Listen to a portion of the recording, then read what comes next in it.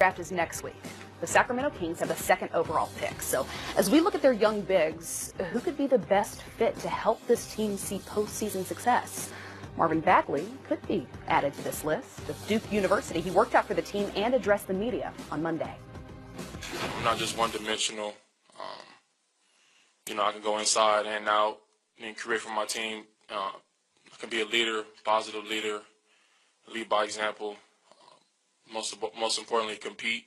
I like to compete and win, and just go hard every single day. I put a lot of work into the game, and it's kind of hard to accept failure. And I just think that the amount of work that I put in, it's kind of hard for me to say that I'm not the best player in the draft, and I mean that in the most humble way possible. But it's just the type of competitive spirit that I have. What is it that you like about his game that you think will translate well and immediately to the NBA?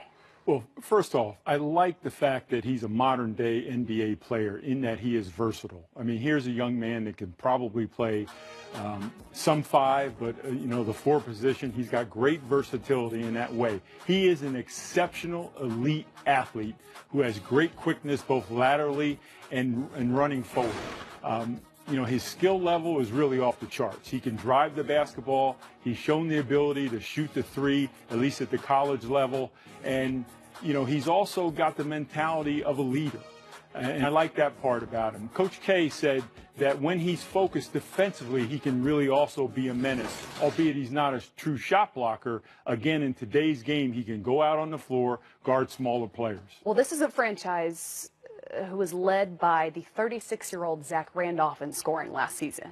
Now, we all love Zebo, but when he's your offensive go-to guy with 14.5 points a game, you've got to be looking for a guy who's ready to go to offensively, possession in and out. Yeah, listen, Marvin Bagley is the type player that a franchise builds around. He could be that good, and he is that talented. You have to remember, this young man reclassified as a high school player, so really this should be his first year in college coming up.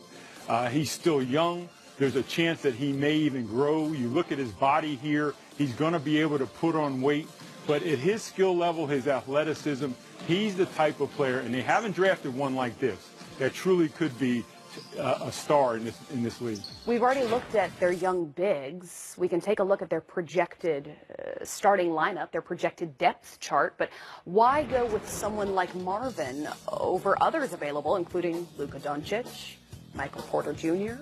Why go in this direction? Well, if you look at this lineup right now, one thing that they do have is great length. Even a guy like Jackson, Fox, they're young players that are long and rangy, and Bagley would fit in that mold. He doesn't have a great wingspan, but he's got good size and great athleticism. When you look at a guy like Doncic, very, very skilled, but maybe not the athlete that fits in the mold with some of the players that the Kings have right now, so that may not be the way. You look at a guy like, Anton, he's a classic center.